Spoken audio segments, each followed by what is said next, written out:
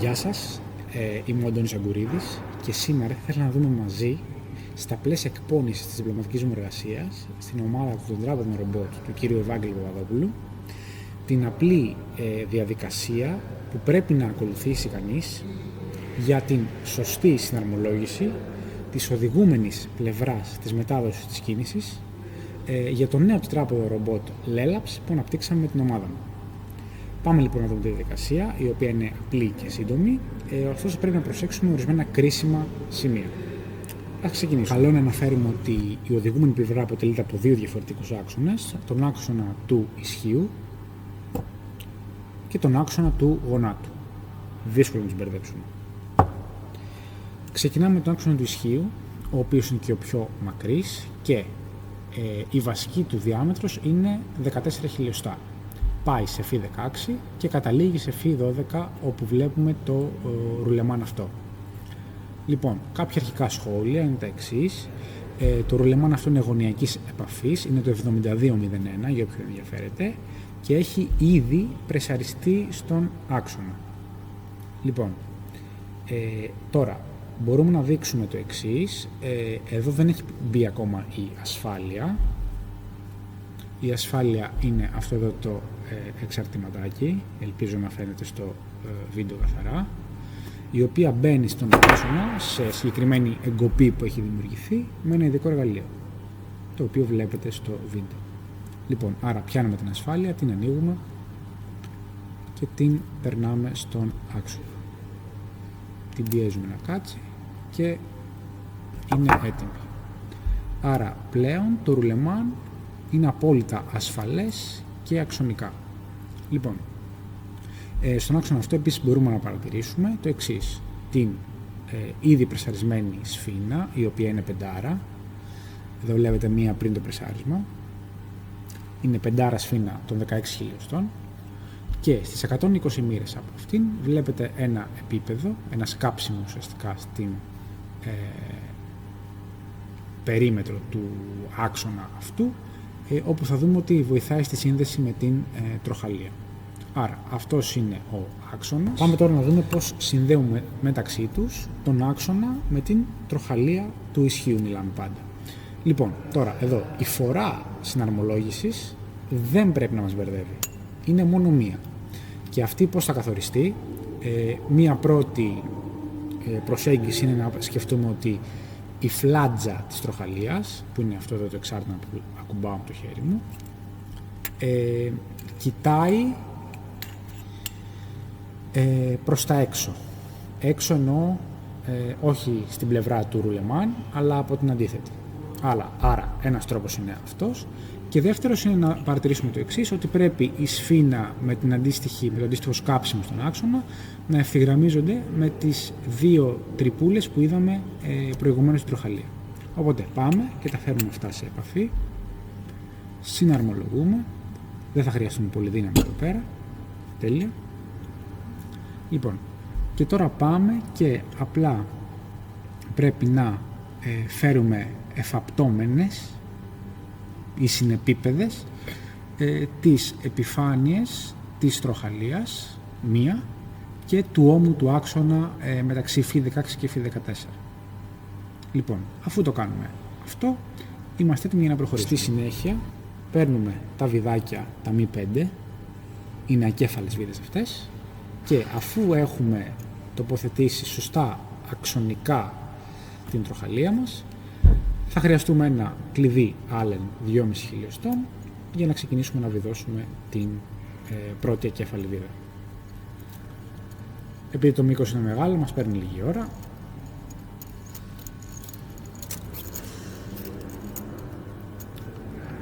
Και σφίγγουμε ελαφρώς. Παίρνουμε και το δεύτερο βιδάκι μας. Προσοχή αυτά τα βιδάκια να μην τα χάσουμε, ωστόσο βέβαια υπάρχουν και στο εμπόριο φυσικά διαθέσιμα. Είναι, όπως είπαμε, μη 5 και βιδώνουμε στην επόμενη τρύπα. Δύο είναι οι τρύπες, δεν μπορούμε πάλι να μπερδευτούμε.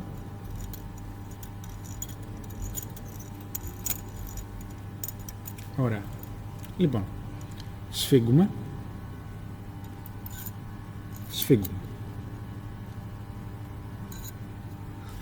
Λοιπόν, Πλέον τι έχουμε κάνει, έχουμε λοκάρει την τροχαλία του ισχύου κατά τον άξονα, οπότε δεν μπορεί να κουνηθεί ούτε αξονικά. Εφόσον είδαμε τον άξονα του ισχύου, μένει να δούμε και τον άξονα του γονάτου. Ο άξονας του γονάτου είναι αυτός, με χαρακτηριστική διάσταση, την εξωτερική του, φ24. Στα δύο άκρα του υπάρχουν πρεσαρισμένα δύο βελονιδίρου λεμάν, τα HK 1412, και στο ένα του άκρο υπάρχουν δύο σκαψίματα, τα οποία θα χρησιμοποιηθούν για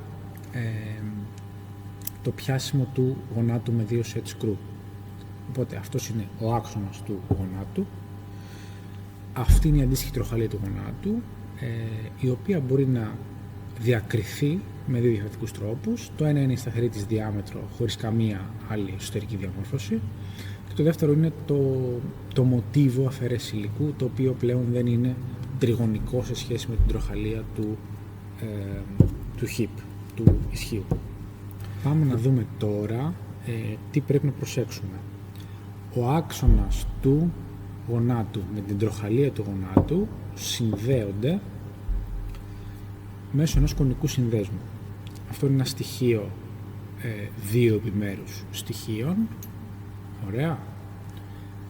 Και υπάρχουν και αντίστοιχες βίδες σύνδεσης μεταξύ τους. Λοιπόν, για τη σύνδεση τώρα του συνδέσμου με την τροχαλία, σκεφτόμαστε το εξής. Θέλουμε ο σύνδεσμος να μπει από την πλευρά αντίθετη της φλάντζας. Ωραία. Άρα, πού είναι η φλάντζα, πάμε στην ανάποδη και περνάμε τον σύνδεσμο. Τέλεια.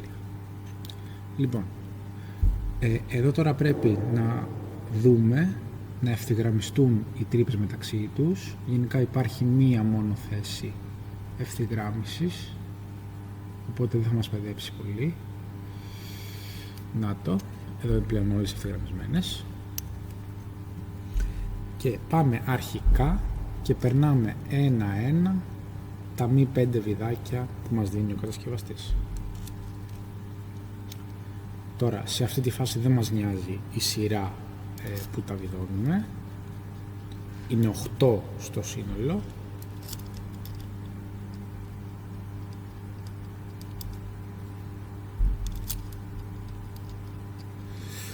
Προσοχή, δεν βιδώνουμε πολύ, διότι μπορεί να παραμορφωθεί το δαχτυλίδι του συνδέσμου, το εσωτερικό ή το εξωτερικό, ανάλογα το ποιο είναι πιο εύκαμπτο, ας πούμε, και να χαλάσει ο σύνδεσμος. Οπότε ολοκληρώνουμε και με το τελευταίο βιδάκι.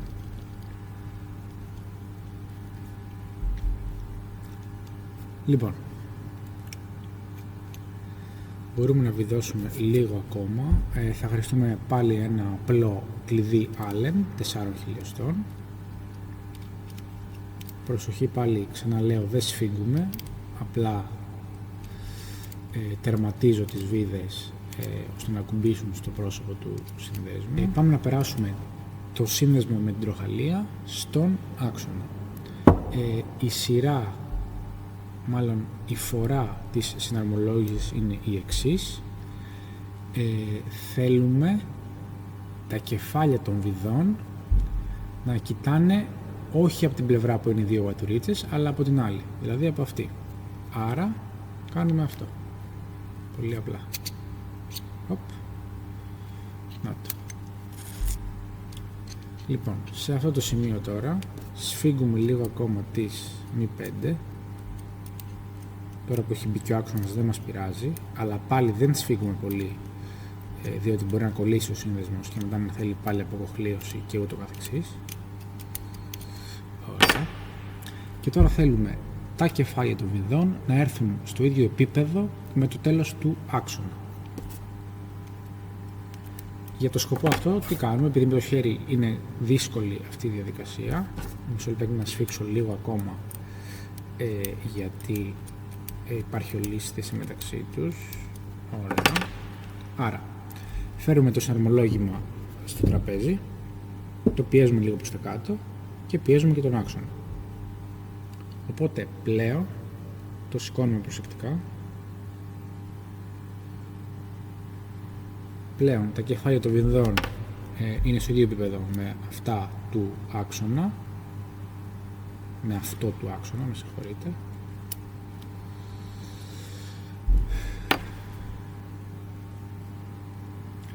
Και στο σημείο αυτό πάμε και βιδώνουμε. Λοιπόν, τώρα το πώς βιδώνουμε ακολουθεί ένα συγκεκριμένο τρόπο. Ξεκινώντας από μία οποιαδήποτε βίδα, βιδώνουμε και πάμε στην αντιδιαμετρική της.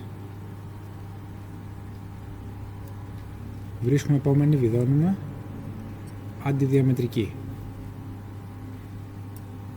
Βιδώνουμε, αντιδιαμετρική.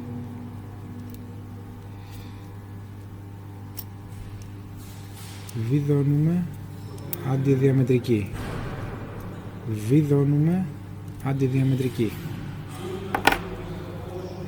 Οπότε πλέον η σύνδεση είναι σχεδόν ολοκληρωμένη και η τροχαλία έχει λοκαριστεί και αυτή αξονικά. Λοιπόν, θεωρητικά τώρα θα πρέπει να βιδώσουμε τις βίδες στη ροπή που ορίζει ο κατασκευαστής με ένα ροπόκλειδο. Ένα κομμάτι που αφορά τη σύνδεση της τροχαλίας με τον άξονα του γονάτου που γίνεται μέσω του συνδέσμου του κονικού. Όπως είπαμε, απαιτείται συγκεκριμένη ροπή σύσφυξης των κοχλιών ώστε ο σύνδεσμος να αποδώσει τη μέγιστη ροπή του. Εμείς δεν χρειάζεται να λειτουργήσουμε το σύνδεσμο στη μέγιστη ροπή του, γιατί είναι υπερδιαστασιολογισμένος για το σύστημά μας, δηλαδή αποδίδει πολύ παραπάνω από αυτά που εμείς τελικά θα του δώσουμε. Οπότε αντί για τα 8,8 νιτόμετρα που ορίζει ο κατασκευαστής ότι πρέπει να σφίξουμε το κάθε κοχλιάκι με 5, εμείς θα σφίξουμε στα 5. Για τη διαδικασία αυτή θα χρησιμοποιήσουμε το ροπόκλειδο αυτό, στο οποίο έχουμε βάλει ένα ειδικό άκρο στην άκρη του, που πιάνει στις κεφαλές των μη 5. Τώρα για τη διαδικασία πάλι θα ακολουθήσουμε το αντιδιαμετρικό, δηλαδή βιδώνουμε ένα και πάμε στο αντιδιαμετρικό, βιδώνουμε, πάμε στο αντιδιαμετρικό και ούτω καθεξής. Και πάμε να δούμε μία περίπτωση. Λοιπόν, δεν θα χρειαστεί λίγο δύναμη. Οπ, έσφιξε στα 5 νιτόμετρα. Προχωράμε την ίδια διαδικασία στα υπόλοιπα βιδάκια. Οπ, πάει γι' αυτό.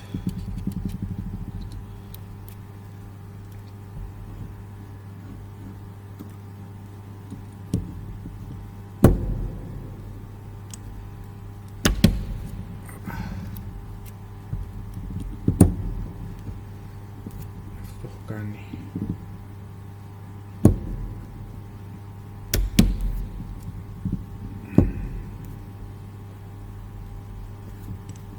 Θέλει λίγη δύναμη.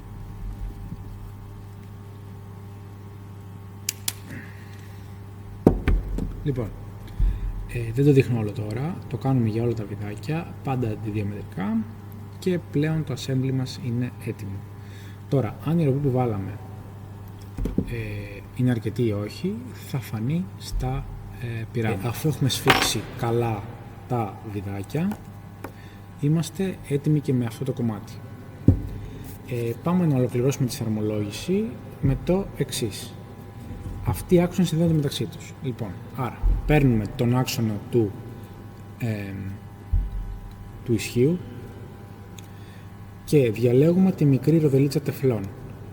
Αυτή είναι η ροδέλα τεφλών η οποία έχει φτιαχτεί στον τόρνο του εργαστηρίου και την περνάμε να έρθει πρόσωπο με την τροχαλία, όπως βλέπετε.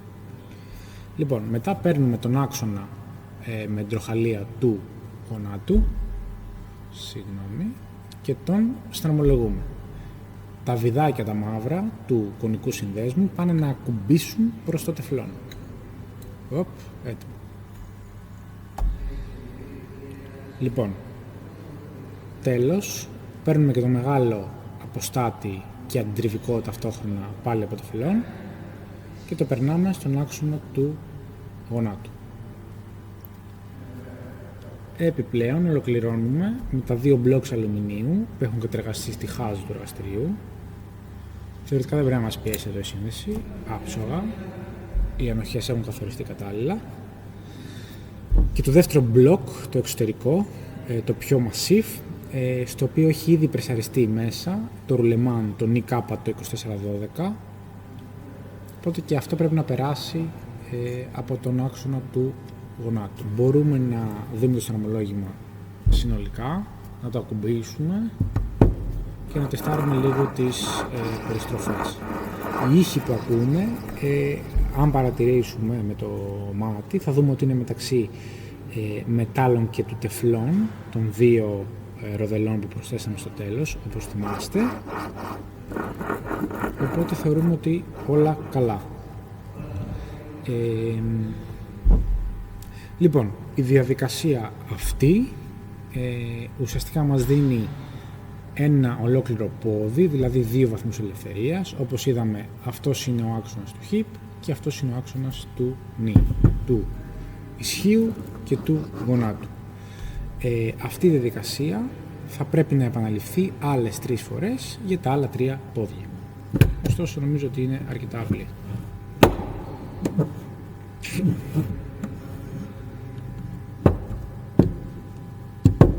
Ξεκινάμε παίρνοντας το βασικό φύλλο λαμαρίνας, το οποίο το ακουμπάμε.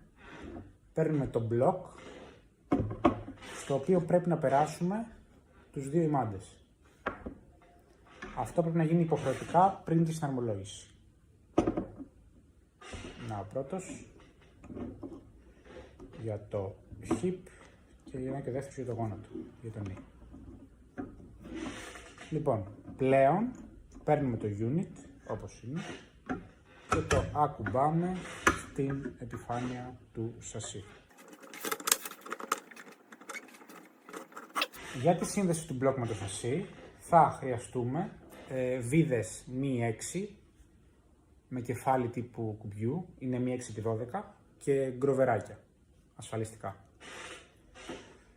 Λοιπόν, στο σημείο αυτό βολεύει σίγουρα να γυρίσουμε το σασί μας ανάποδα.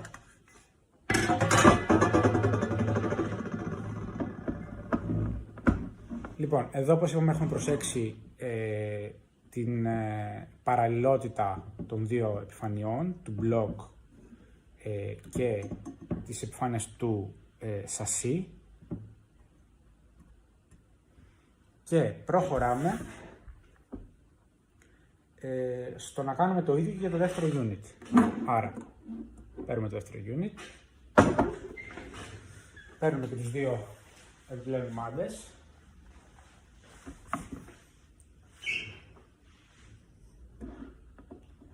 πάντα τους περνάμε πριν τη συναρμολόγηση, δεν γίνεται να περάσουν μετά.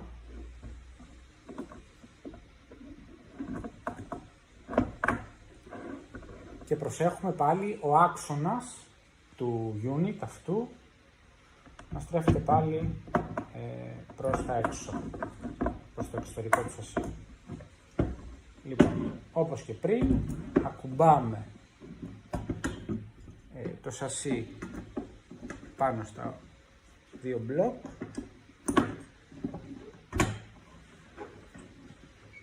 και πάλι χρησιμοποιούμε βιδάκια μη 6 με γκρόβερ για να κεντράρουμε πρόχειρα σε πρώτη φάση. Να το γυρίσω και έτσι για να βλέπετε καλύτερα. Αν και η διαδικασία είναι ακριβώς η ίδια με την άλλη πλευρά. Λοιπόν, υπενθυμίζω δεν σφίγγουμε πολύ ακόμα. Και πάμε τώρα πάλι να ευθυγραμμίσουμε τις επιφάνειες.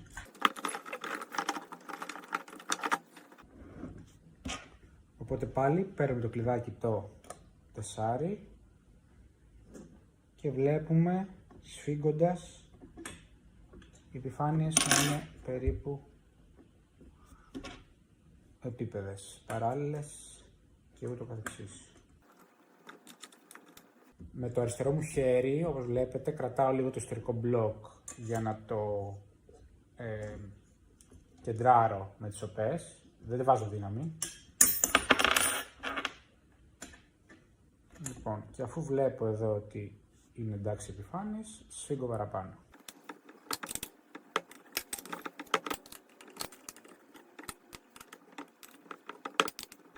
Έχουμε δώσει λοιπόν τα δύο blocks στο σασί με τις 4 μη 6 σε κάθε πλευρά, άρα σύνολο 8. Και τώρα αυτό που έχουμε να κάνουμε είναι το εξής. Πρέπει να φέρουμε το δεύτερο κομμάτι σασί από κάτω. Αυτό εδώ. Είναι ίδιο με το από πάνω. Λοιπόν, μας διευκολύνει να το γυρίσουμε τούμπα, όπως και πριν. Τέλεια. Οπότε πλέον βλέπουμε όλες τις τρύπες καθαρά. Λοιπόν, τώρα όσον αφορά τη σαρμολόγηση αυτού ως προς το έως τώρα σαρμολόγημα, μπορούμε να παρατηρήσουμε το εξής.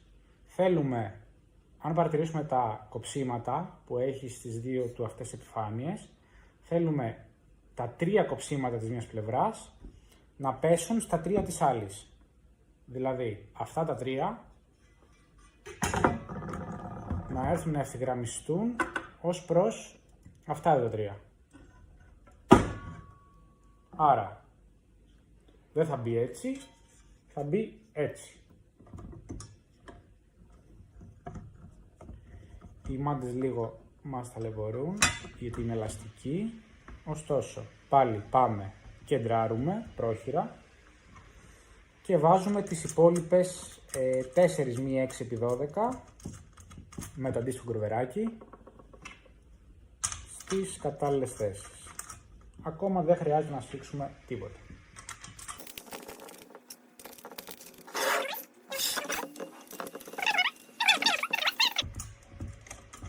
Ουσιαστικά τώρα με αυτόν τον τρόπο πάμε και κεντράρουμε το πάνω μέρος του σασί ως προς τα blocks και άρα ως προς και το κάτω.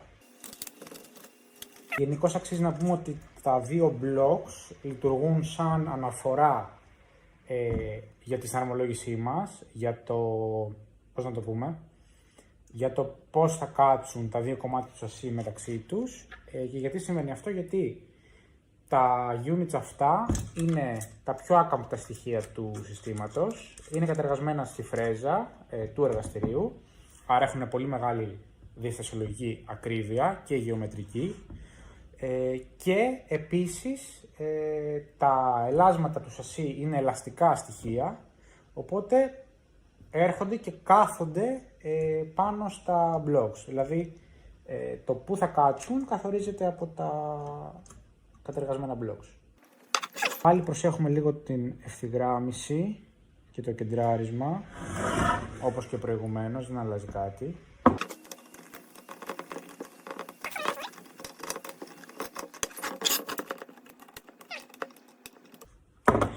Λοιπόν, το ίδιο και από την άλλη πλευρά. Πάμε να το δούμε. Λοιπόν, προσέχουμε τις παράλληλες επιφάνειες. Αν και θεωρητικά η παραλληλότητα έχει ήδη καθοριστεί από το κάτω μέρος του σασί, ωστόσο λόγω ανοχών και διαφόρων λαθών που μπορεί να γίνουν κατά την ομολόγηση, εμείς οφείλουμε να το προσέξουμε.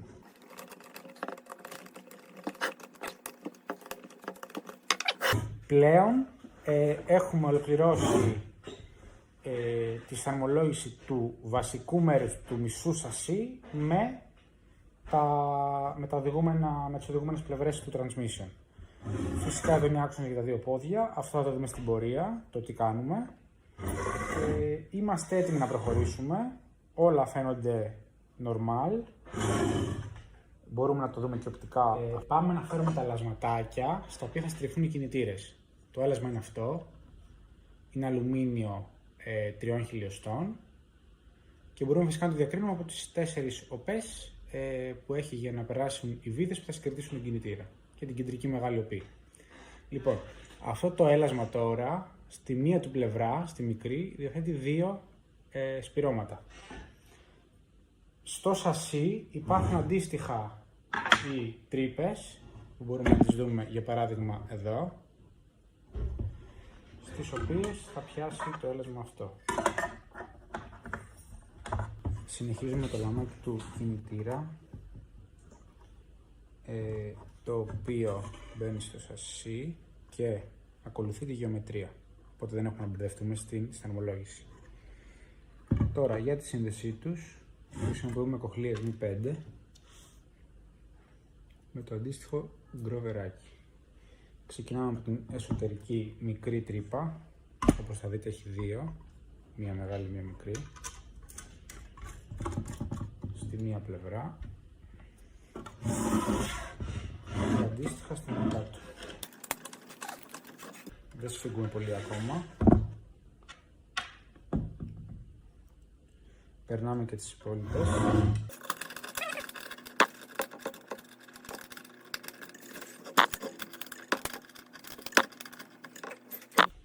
Όπως βλέπετε ακολουθεί τη γεωμετρία του σασί, οπότε δεν μας μπερδεύει τίποτα.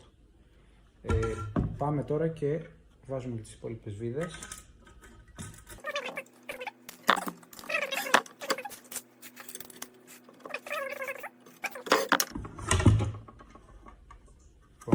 Ευθυγραμμίζουμε και σφίγγουμε. Εδώ πιθανώς να δουλεύει και αυτό στην αρχή που δεν έχει βάρος το σασί, ώστε να δουλεύει εύκολα την πάνω πλευρά.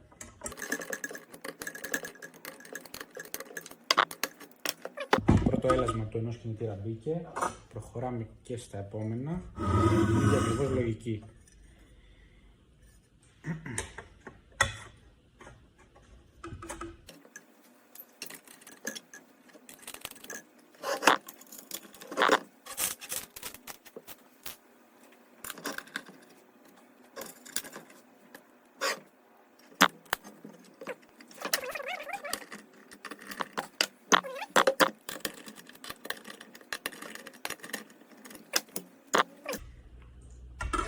Κάπως έτσι είναι η μία πλευρά των κινητήρων και πάμε και στα επόμενα δύο λάσματα. Κάνουμε τους σημάδες στην άκρη να μην μας ενοχλούν.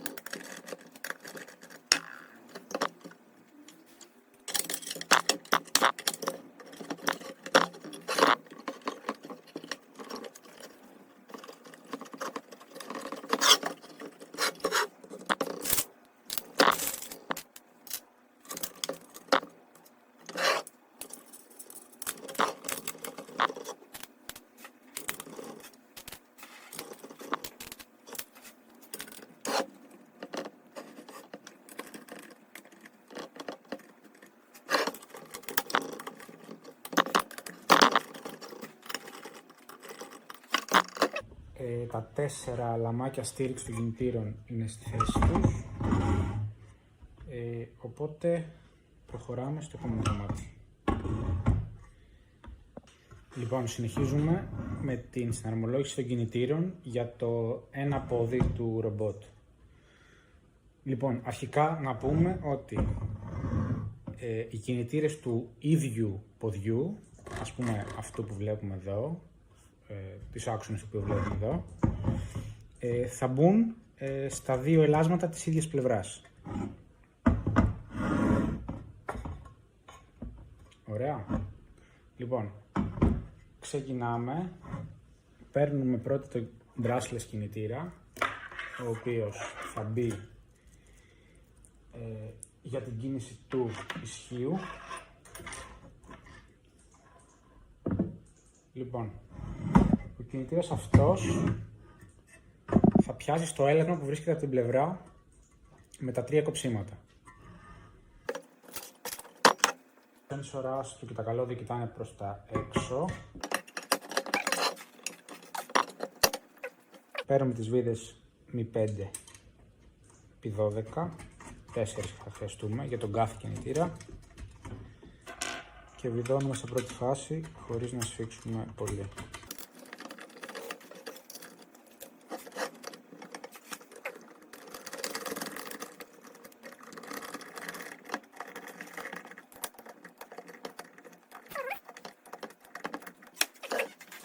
Ο κινητήρας του ισχύου του ενός ποδιού είναι στην σωστή του θέση. Κάνουμε ακριβώς την ίδια διαδικασία από το απέναντι έλασμα, μιας και συνομολογούμε το ίδιο πόδι αυτή τη στιγμή. Χρησιμοποιούμε φυσικά τον brushed κινητήρα, DC με ψύκτρες. Κάνουμε στην άκρη του σημάδες, δεν μας ενοχλούν. Τοποθετούμε.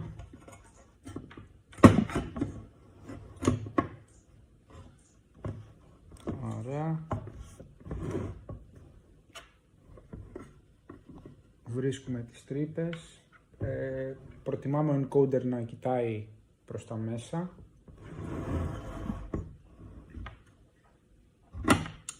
Για τα καλώδια.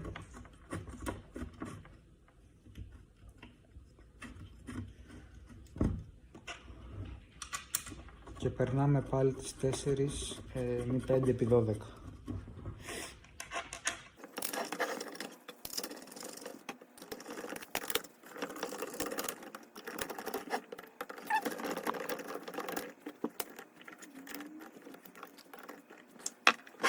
Και η επενέργηση του ενός ποδιού είναι έτοιμη στη θέση της.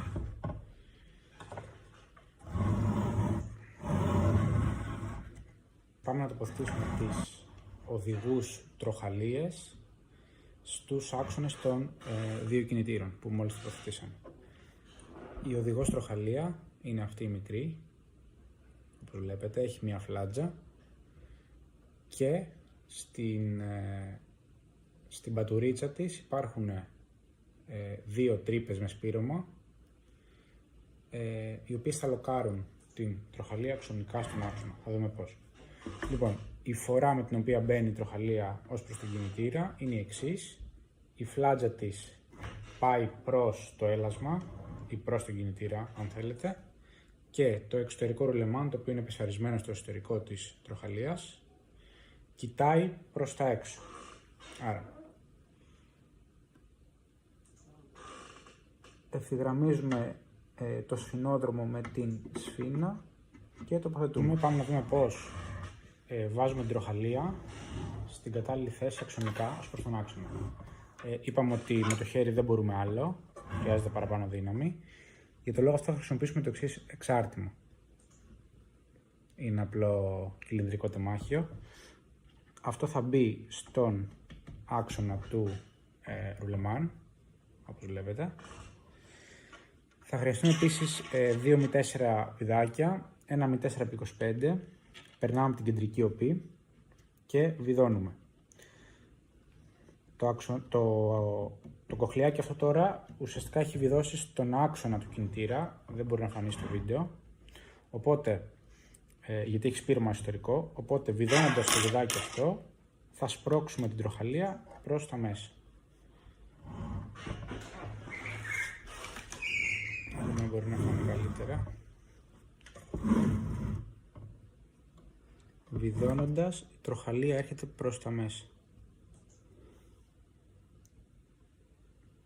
Λοιπόν, θεωρητικά πρέπει στα 5,5 χιλιοστά από το έλασμα, όπως φαίνεται με το παχύμετρο, να σταματήσω. Έχουμε ακόμα. Λοιπόν, μετά από ένα σημείο η μη 4x25 δεν μας κάνει, γιατί έχει τερματίσει το σπήρωμα στον κινητήρα. Οπότε θα πάρουμε μία μικρότερη, μία με 4x20, για να ολοκληρώσουμε την διαδικασία.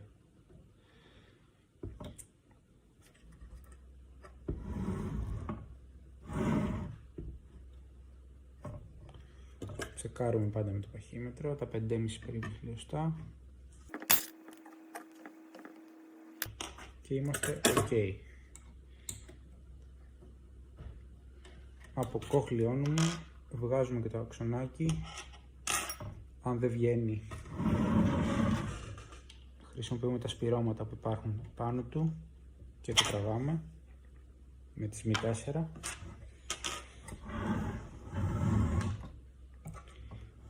Λοιπόν, το 5,5 που είπαμε είναι θεωρητικό, βάσει του σχεδίου, να το πούμε έτσι. Εμείς ουσιαστικά αυτό που θέλουμε πρακτικά είναι η επιφάνεια της τροχαλίας που βλέπουμε να έρθει στο ίδιο επίπεδο με την επιφάνεια της οδηγούμενης τροχαλίας, της μεγάλης, που έχουμε ήδη τοποθετήσει. Για το σκοπό αυτό θα πάρουμε το παχύμετρο, ακουμπάμε, είπαμε, στην επιφάνεια της τροχαλίας και περιστρέφοντας το παχύμετρο βλέπουμε τι συμβαίνει. Λοιπόν, εδώ παρατηρούμε το εξής, ότι κατά την περιστροφή το παχύμετρο βρίσκει, δεν εφάπτεται στην επιφάνεια του οδηγού, άρα πρέπει η τροχαλία να πάει λίγο πιο μέσα. Ξαναπαίρνουμε το τεμάχιο με το μικρό κοχλιάκι, το μη 4x20, το βάζουμε και βιδώνουμε λίγο ακόμα.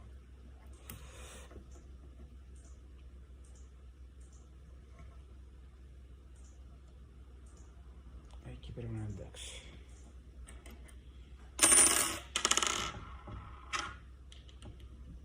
Αφαιρούμε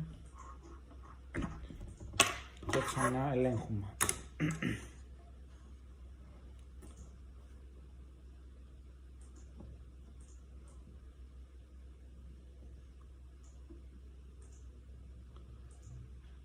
Πράγματι αυτή η θέση φαίνεται πολύ καλή, άρα αυτό τώρα τι σημαίνει? Ότι οι τροχαλίες είναι ευθυγραμμισμένες. Αφού έχουμε ευθυγραμμίσει τις δύο τροχαλίες μεταξύ τους, πάμε να ασφαλίσουμε την οδηγό τροχαλία, τη μικρή, ως προς τον άξονα. Για το σκοπό αυτό θα χρησιμοποιήσουμε τα βιδάκια μη 3, τα ακέφαλα, τα οποία πάμε με ένα αλενάκι γιομισάρι και τα βιδώνουμε στην περιφέρεια της μικρής τροχαλίας. Το ένα πιέζει επάνω στην σφίνα που είναι ήδη πρεσαρισμένη στον άξονα του κινητήρα, του gearbox βασικά. Ωραία. Το δεύτερο βιδάκι μπαίνει στις 90 μοίρες προς το πρώτο.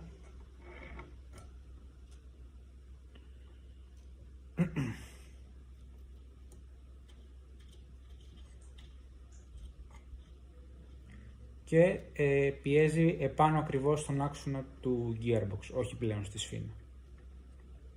Σφίγγουμε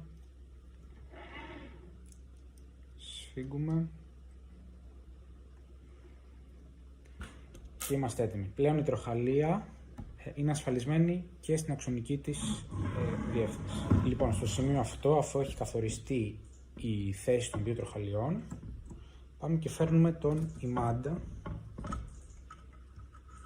προς την οδηγό τροχαλία. Όπως βλέπουμε, ο ημάντας περνάει χωρίς ιδιαίτερη δυσκολία και φυσικά δεν έχει ακόμα τανιστεί. Στο σημείο αυτό προχωράμε. Χρησιμοποιούμε το εξής τεμάχιο, το οποίο στηρίζει το πρεσαρισμένο ρουλεμάν της οδηγού τροχαλίας, το οποίο μπαίνει σχετικά ελεύθερα στην εσωτερική διάμετρο του ρουλεμάνου. Λοιπόν, πριν προχωρήσουμε στην αρμολόγηση, πρέπει να δείξουμε πώς θα ομολογείται το σύστημα της Idler τροχαλίας. Θα χρειαστούμε την κατεργασμένη βάση αλουμινίου, το κατεργασμένο επίσης αλουμινένιο αξονάκι με το σπύρωμα, την Idler τροχαλία και τους δύο 3D printed αποστάτες. Λοιπόν, αρχικά παίρνουμε την τροχαλία και τους αποστάτες και τους πιάνουμε κάπως έτσι με το ένα μας χέρι. Ο ένας αποστάτης είναι πιο κοντός από τον άλλο. Αυτό που πρέπει να προσέξουμε είναι ότι ο πιο κοντός αποστάτης θα πάει και θα κουμπίσει στην επιφάνεια που έχει την τρύπα, στην βάση, κάπως έτσι. Τώρα περνάμε και τον άξονα και σφίγγουμε, βιδώνουμε.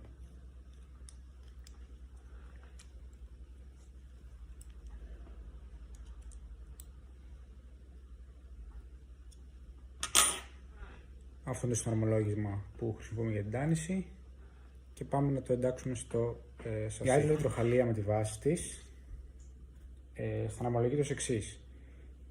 Η επιφάνεια που έχει αυτό σωλατοειδές μποσάκι μπαίνει και ακουμπάει στο έλασμα του κινητήρα, του αντίστοιχου κινητήρα. Επίσης, η επάνω επιφάνεια, όπως σας βλέπετε, της βάσης κοιτάει πάντα προς το σασί και θα καταλάβετε αμέσως το λόγο. Λοιπόν, άρα εδώ μπαίνει η idler και πάμε να ολοκληρώσουμε το πρώτο unit επενέργησης του hip, του ισχύου, του ενός παιδιού. Θα χρειαστούμε το λαμάκι αλουμινίου του 4 χιλιοστών, το οποίο θα έρθει και θα πιάσει στο αξονάκι της τροχαλίας και στο σασί πάνω και κάτω. Ωραία.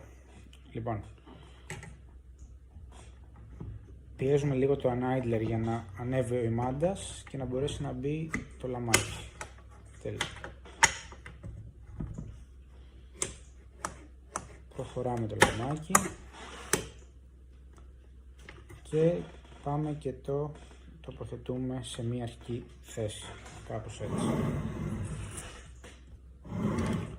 Λοιπόν, όπως βλέπετε, πάνω υπάρχουν τρεις οπές, η μέσα είναι μη 6 για μη 6 και οι άλλες δύο είναι για μη 5. Αυτό που πρέπει να προσέξουμε εδώ είναι το εξής. Θέλουμε η κεφαλή του άξονα του συστήματος idler που είδαμε πριν λίγο να έρθει να μπει μέσα στο σλοτάκι το αντίστοιχο του ελάσματος. Ένα είναι αυτό. Και δεύτερον, βλέπουμε ότι πλέον ακόμα και οι τρύπες, χωρίς να έχουμε κάνει κάποια ιδιαίτερη ευθυγράμμιση, κεντράρονται. Λοιπόν, πάμε τώρα, χρησιμοποιούμε πάλι τα βιδάκια μη 5x10 με Grover και τα περνάμε από τις αντίστοιχες οπές. Επιθυμίζω η μεσαία οπή, δεν την καλύπτουμε ακόμα, είναι για την τάνηση και είναι για μη 6 βίδα, οπότε και να πάμε να περάσουμε μη 5 κοχλιάκι, αυτό δεν θα μπορέσει να βιδωθεί. Πάει πάνω πλευρά, δεν σφίγγουμε ακόμα τίποτα, πάμε και στην από κάτω, ίσα που περνάμε κάποιες βίδες.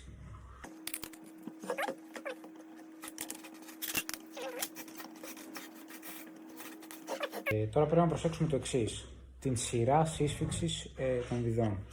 Ας βάλουμε και τις από κάτω όλες.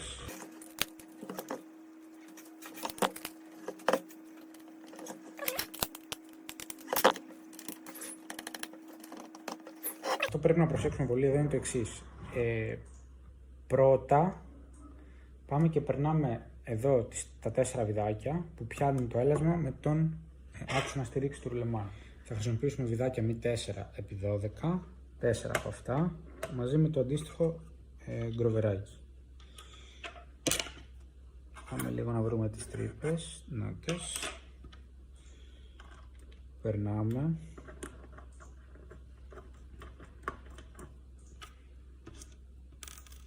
Και τις 4 μη 4, χωρίς ακόμα να σφίξουμε.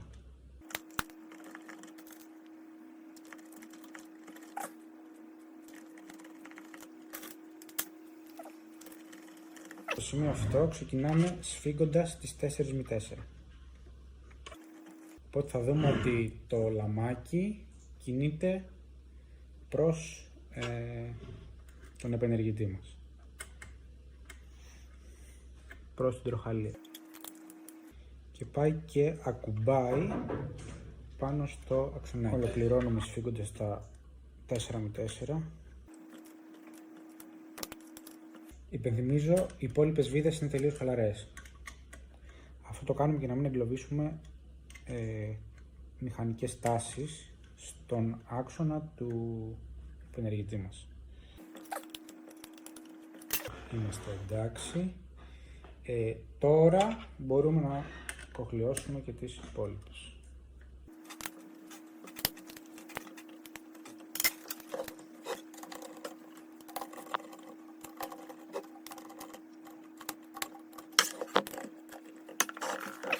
Ουσιαστικά η επενέργηση και η μετάδοση του ισχύου είναι έτοιμη.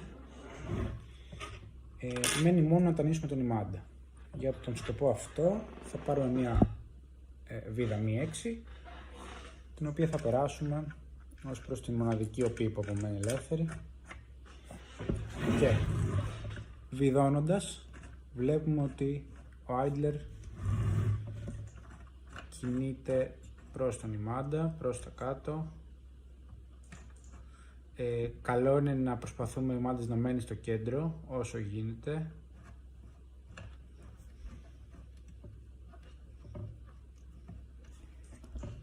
Και σταματάμε την τάνηση στην θέση που μας είναι αρκετή βάσει των προδιαγραφών μας.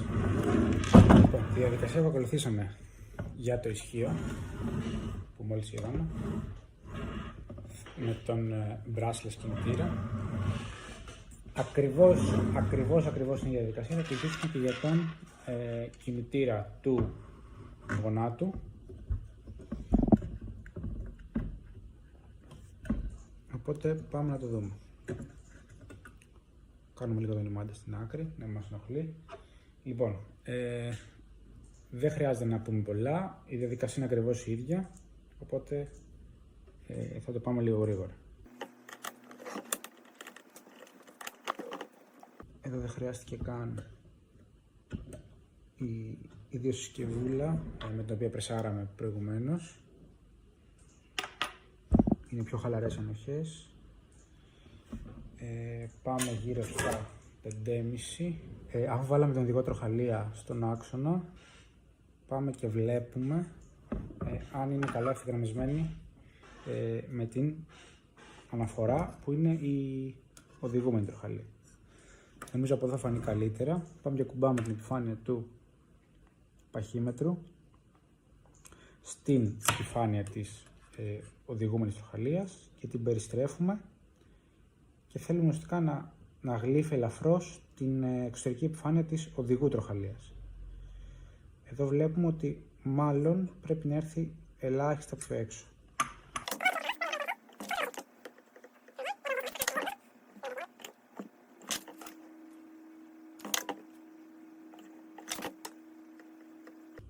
Τέλεια. Εδώ είναι πολύ καλά. Πάμε τώρα, όπως και πριν, να πάρουμε τα βιδάκια και το 2,5 Allen και να ασφαλίσουμε την τροχαλία αξονικά.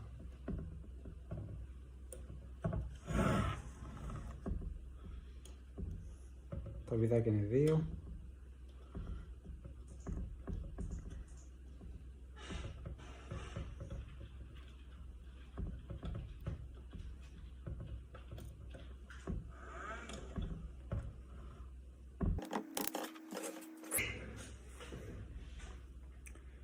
Είναι πολύ μικρά, τα χάνουμε εύκολα, ωστόσο υπάρχουν και στο εμπόριο διαθέσιμα.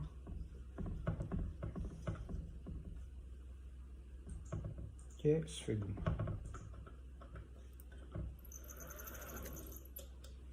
Άρα πλέον και η τροχαλία του γονάτου, η οδηγός, βρίσκεται στην σωστή θέση.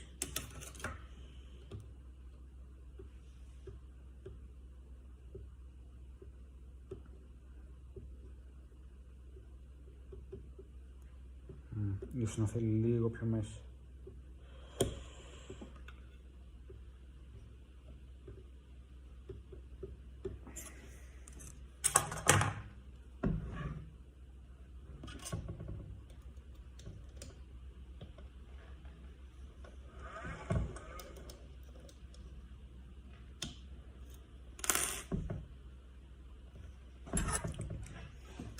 Διορθώνουμε.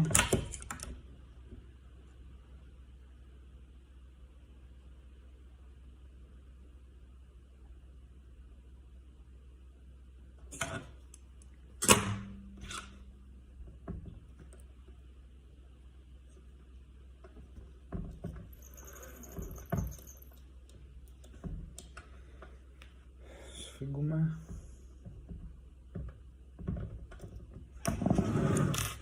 Κατά τα γνωστά, παίρνουμε το αξονάκι στήριξη του ρουλεμάν του οδηγού τροχαλίας, το περνάμε, έτοιμο, παίρνουμε το έλασμα συγκράτησης στο εξωτερικό. Υπάρχει ένας τρόπος μόνο να μπει, οπότε δεν έχουμε να μπερδευτούμε σε κάτι, αλλά πριν από αυτό δεν ξεχνάμε να περάσουμε πρώτα την idler, γιατί μετά δεν γίνεται.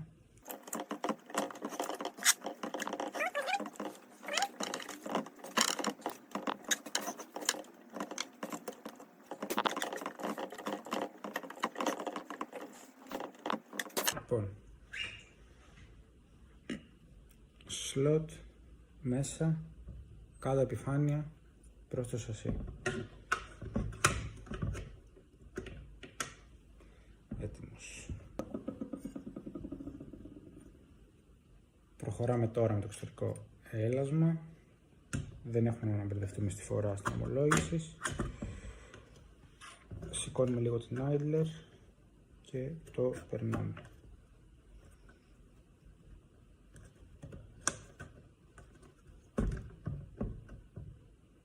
Τέλεια. Να μπει στο slot το αξονάκι της idler και είμαστε έτοιμοι. Λοιπόν, προχωράμε στα μη 5 βιδάκια που απλώς θα περάσουμε χωρίς να σφίξουμε.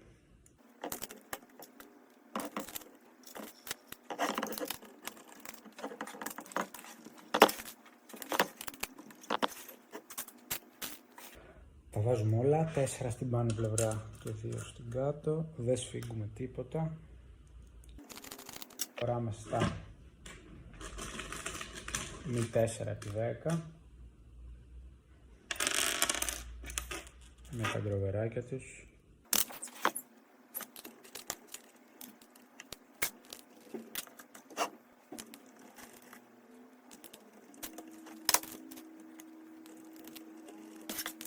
Και βιδώνουμε σιγά σιγά αυτά τα 4 βιδάκια. Προσοχή πριν βιδώσουμε οτιδήποτε από τα υπόλοιπα μη 5. Πρώτα αυτά, να έρθει το έλασμα να κουμπίσει στην επιφάνεια του άξονα στήριξη του ρουλεμάν.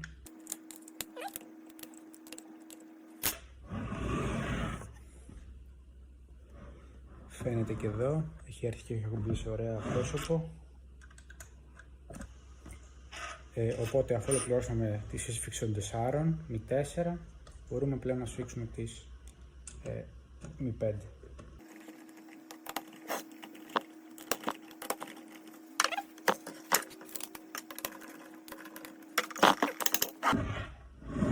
Όλα φαίνονται καλά.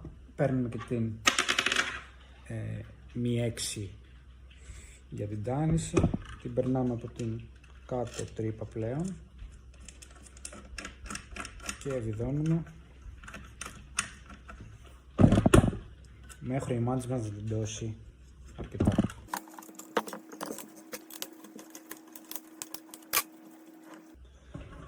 Τσεκάρουμε ο ημάντας να έχει κάτσει περίπου στο μέσον των 2 τροχαλιών και είμαστε μια χαρά. Ακολουθούμε την ίδια διαδικασία ακριβώς που είδαμε για το ένα πόδι, δηλαδή είδαμε brushless κινητήρας για γόνατο, brushed DC κινητήρας για ισχύο για το ένα πόδι και εκτελούμε ακριβώς τα ίδια βήματα για το απέναντι πόδι.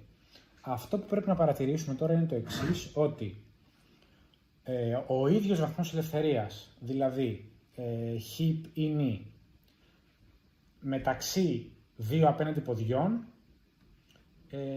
έχει τους κινητήρες στην ίδια πλευρά. Τι θέλω να πω, να το πω πιο απλά. Και οι δύο κινητήρες του γονάτου, οι δύο bracelets, θα μπουν στην ίδια πλευρά του σασί. Αντίστοιχα, από την άλλη, το ίδιο κάνουμε και για τους δύο κινητήρες του ισχύου. Τέλος, όπως βλέπετε, έχει προσθεθεί και η λαβή στην επάνω πλευρά του σασί, το οποίο χρησιμοποιείται τόσο για μεταφορά όσο για πρόσβηση. Δηλαδή, ανοίξεις με κάποιο γερανό του ρομπότ, για κάποια επιδιόρθωση και το καθεξής. Τι άλλο μπορούμε να παρατηρήσουμε, οι κοχλίες στάνησης προεξέχων, είναι μάλιστα και με διαφορετικό χρώμα για να είναι εύκολα εμφανής. Και είμαστε έτοιμοι ουσιαστικά να επαναλάβουμε ακριβώς το ίδιο module που βλέπετε, το συναρμολόγημα αυτό, το οποίο σηκώνει και με το ένα χέρι όπως βλέπετε, όχι εύκολα βέβαια. Ακριβώς το ίδιο θα επαναληφθεί και από την άλλη πλευρά, δηλαδή για τα πίσω πόδια του τετράποδου. Και τέλος θα δούμε πώς θα συνδέσουμε τα δύο αυτά modules μεταξύ τους. Θα το δούμε σε επόμενο βίντεο. Για τη σύνδεση θα χρειαστούμε τα βασικά πλαϊνά φύλλα του σασί.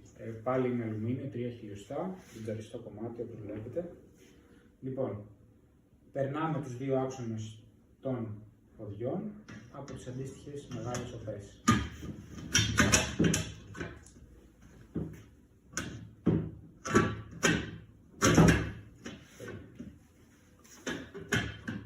Φωλιάζουν τα module μέσα στο πλαϊνό.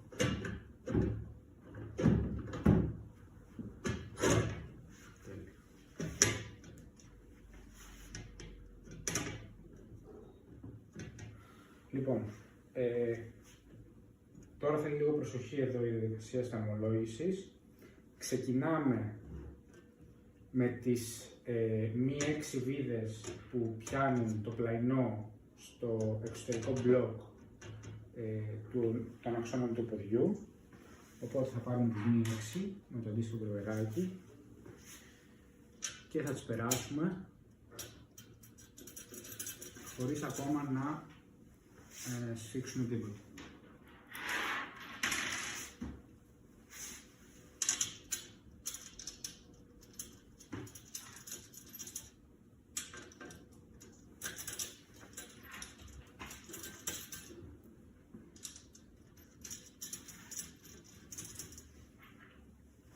Απλώς τις περνάμε, βιδώνουμε ελάχιστα.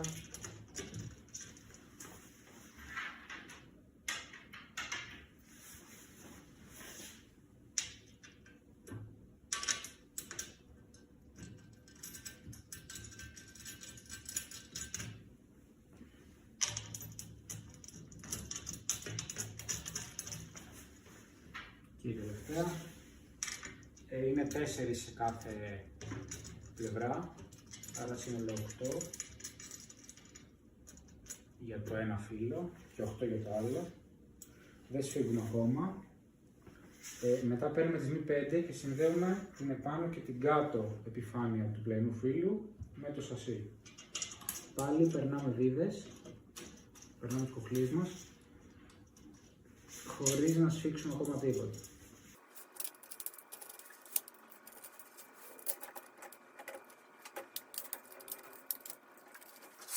Θα χρειαστούμε 10 για την πάνω πλευρά. Είναι μη 5 επί 12.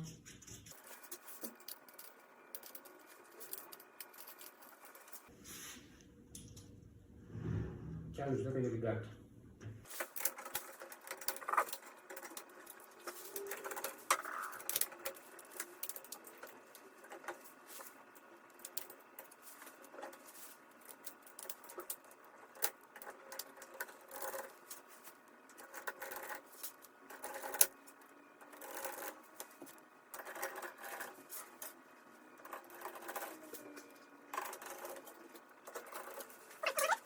σημείο αυτό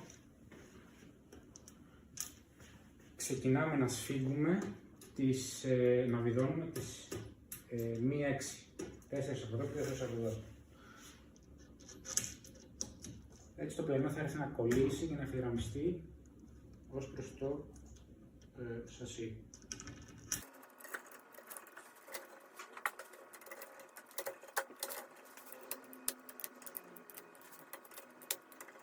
Και ολοκληρώνουμε κοχλιώνοντας τις 10 πάνω και τις 10 κάτω.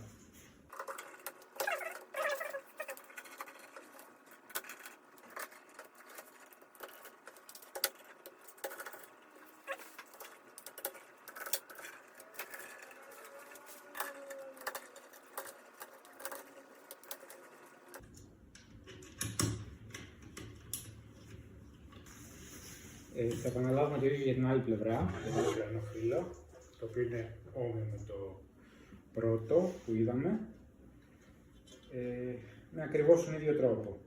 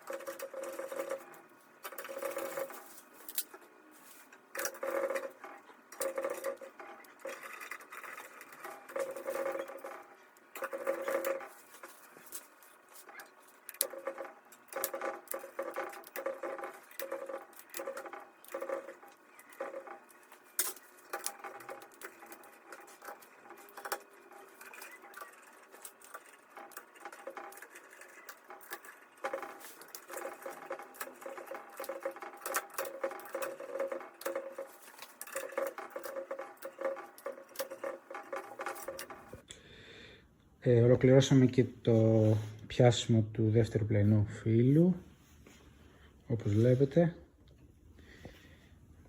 και πλέον είμαστε έτοιμοι να τοποθετήσουμε τα πόδια. Λοιπόν, η συναρμολόγηση ολοκληρώνεται, τοποθετούνται τα πόδια. Τα πόδια μπαίνουν φυσικά αφού έχουμε βάλει τα πλαϊνά φύλλα.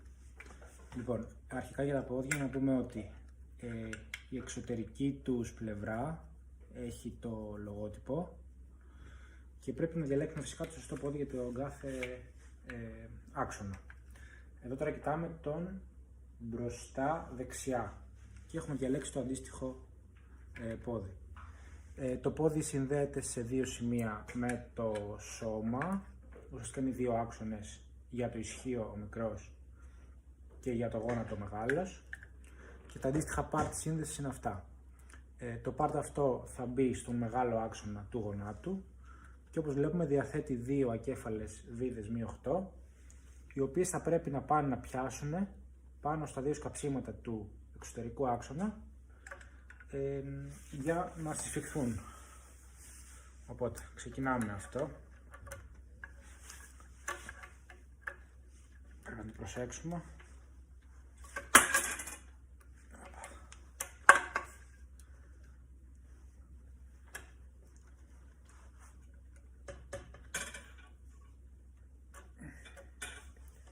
Τέλεια.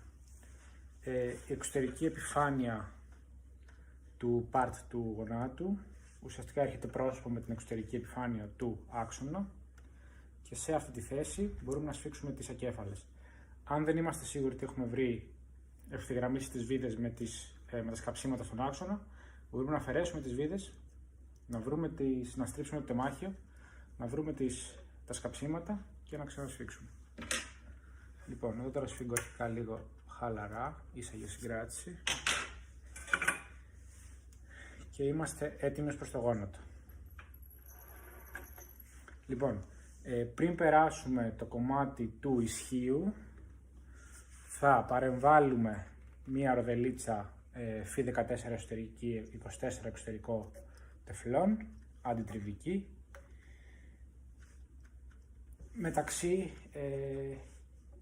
μεταξύ του part του ισχύου και του άξονα του γονάτου. Λοιπόν, τώρα, για το part του ισχύου θα χρειαστούμε τον σύνδεσμο MLN24 που έχουμε διαθέσιμο. Θα τον περάσουμε και θα πάμε να κολλήσουμε στον αποστάδιο ποταφυλών. Τώρα, αυτό που μένει να κάνουμε είναι το εξής. Πρώτον, να σφίξουμε τις δύο μη 8 για το γόνατο.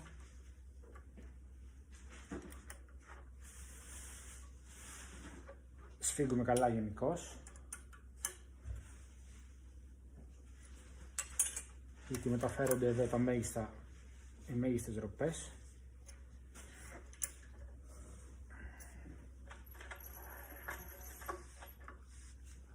Ωραία, για να έχουμε και πρόσβαση. Λοιπόν, τώρα για τη σύσφυξη του παξιμαδιού αυτού, του κονικού συνδέσμου, θα χρειαστούμε ένα ροπόγκλειδο, μία επέκταση από ένα δεύτερο σε 3/8 της σύντσας, την οποία θα τοποθετήσουμε, και αυτό εδώ το καρυδάκι, το οποίο είναι από 1 δεύτερο σε 30. 30 είναι η απόσταση που απαιτείται από το παξιμάδι. Βάσει κατασκευαστή, η ροπή του ροπόκλειδου πρέπει να ρυθμιστεί στα 58,8 νιτόμετρα, αν θέλουμε να μεγιστοποιήσουμε την δυνατότητα μεταφοράς ροπής του συνδέσμου. Εμείς τώρα για λόγους επίδειξης το έχουμε ρυθμίσει στα 35 νιτόμετρα. Οπότε, περνάμε το καρυδάκι στο παξιμάδι και ξεκινάμε να συσφίγγουμε.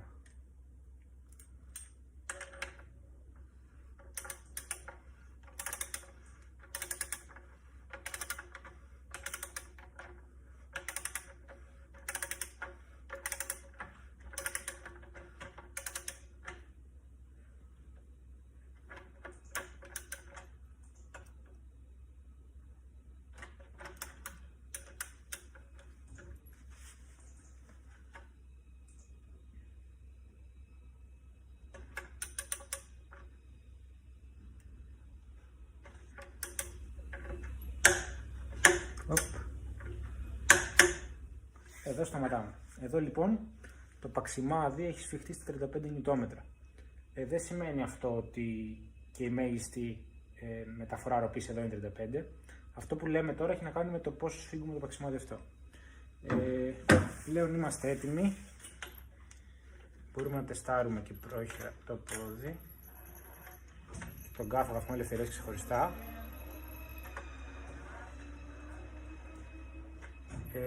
Και θα ακολουθήσουμε ακριβώς την ίδια διαδικασία για τα υπόλοιπα πόδια.